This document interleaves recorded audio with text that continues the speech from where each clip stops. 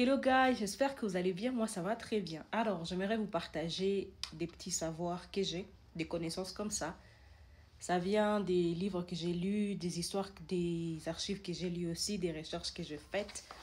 Et aujourd'hui, à Nairobi, j'ai donné une formation. Voilà, c'était ça l'affiche. Et j'ai parlé en fait du comment s'approprier les narratifs africains en utilisant le storytelling dans l'entrepreneuriat social, on social entrepreneurship, comme ils aiment bien les dire ici.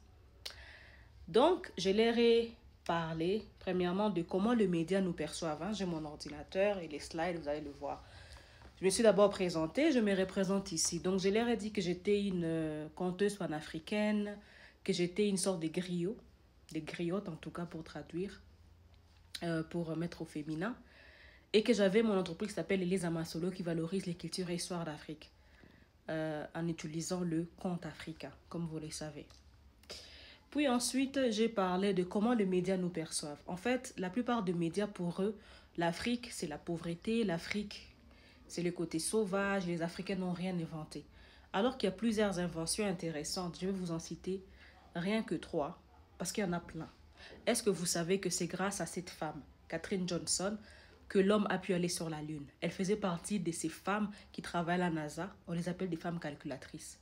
D'ailleurs, il y a un film qui en parle là-dessus, Hidden Figures, les figures oubliées avec Taraji P. Henson. Puis, nos constructions à nous, nos maisons, elles sont franchement écologiques. Quand tu es à l'intérieur, il fait frais. Quand il fait chaud à l'extérieur, il fait frais à l'intérieur. Quand il fait froid à l'extérieur, il fait chaud à l'intérieur. Donc, c'était vraiment des très bons thermomètres, si on peut les appeler comme ça. Et puis, cet art qu'on a apporté les enfants au dos, c'est une invention incroyable aujourd'hui. C'est une invention incroyable aujourd'hui sur laquelle les femmes peuvent capitaliser. C'était une manière de prendre soin de son bébé, de mieux travailler, de travailler tout en portant son bébé. Puis je leur ai parlé des Saartjie Baartman. J'en ai déjà parlé sur ma chaîne YouTube et tout, Elisa Masolo. Mais Saartjie Baartman, elle a été humiliée, traitée d'animal sauvage juste parce qu'elle avait des plus grands postérieurs, comme vous pouvez le voir sur cette image. Alors qu'aujourd'hui, les femmes recourent au BBL. Aujourd'hui, c'est tendance. Et dire qu'à cette époque, cette femme, elle a été maltraitée. Donc, comment nous racontons nos histoires, ça, c'est très important. Les autres, quand ils s'approprient nos histoires, eh bien, ils gagnent de l'argent avec et ils commencent même à se faire de l'argent. Et dire que les gens payent pour le BBL, c'est vraiment incroyable. Puis, je leur ai parlé de Kirikou. Kirikou est une production européenne réalisée par Michel Laszlo. C'est pas un Africain qui l'a réalisé. Ça laisse réfléchir. The Lion King, le roi lion, fait par Hollywood, par Disney. Et il a gagné tous les royalties. Donc, tous les crédits, c'est lui qui les a gagnés. Alors qu'ils ont utilisé nos mots en Swahili, ils se sont appropriés carrément presque une langue, une culture, tout ça. Donc, l'Afrique, normalement, si nous-mêmes on commençait à raconter nos histoires, eh ben, on pourrait s'en sortir. Mais on ne les fait pas. On pourrait accroître notre économie. Puis, il y a cette question que je vous pose et j'ai posé à tout le monde. Quand est-ce que vous aviez mangé une pizza ou le shawarma pour la première fois? Vous l'avez mangé parce que vous aviez vu ça dans les films hollywoodiens.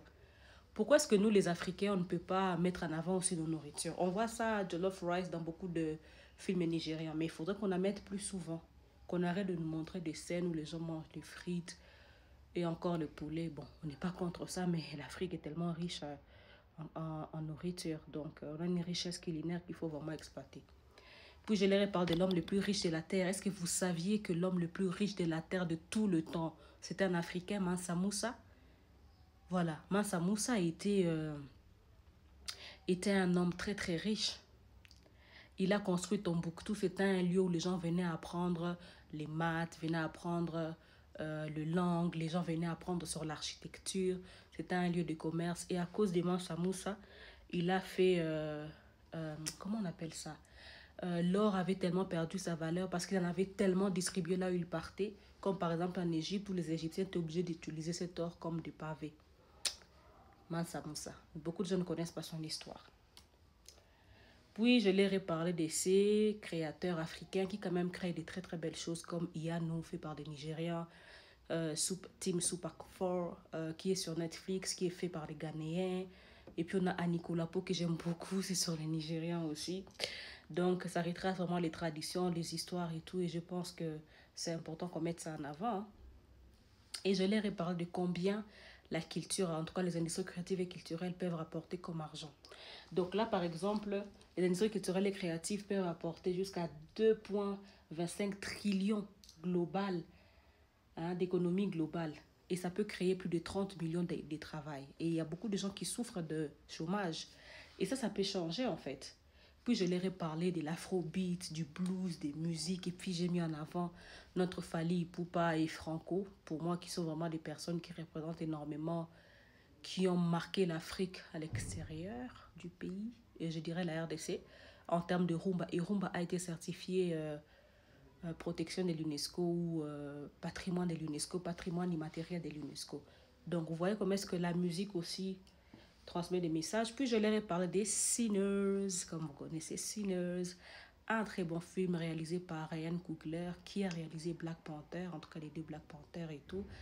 Très belle histoire qui met en avant le savoir, la spiritualité, les cultures et même la prestance africaine. Donc c'est vraiment un film que je vous inviterai à suivre pour plusieurs raisons. Déjà Michael B. Jordan, c'est un très bon acteur, mais aussi l'histoire. Vous allez vraiment aimer être africain et montrer l'héritage, le bagage culturel que nos ancêtres nous ont laissé. C'est juste incroyable. Donc c'est voilà ce que j'avais présenté et j'avais conclu par cette citation en disant que aussi longtemps que les lions seraient en train d'apprendre d'écrire, ah non, until the lion learns to write, aussi longtemps que oui, les lions seraient en train d'apprendre d'écrire, toutes les histoires glorifieront les chasseurs. Et aujourd'hui, c'est nous les chasseurs. Les Africains ne veulent pas connaître leur histoire. Donc, ce sont eux-mêmes qui chassent et qui sont en train d'enterrer leurs propres histoires. Il faut réfléchir sur ça. Qu'est-ce que vous dites à vos enfants? Bye.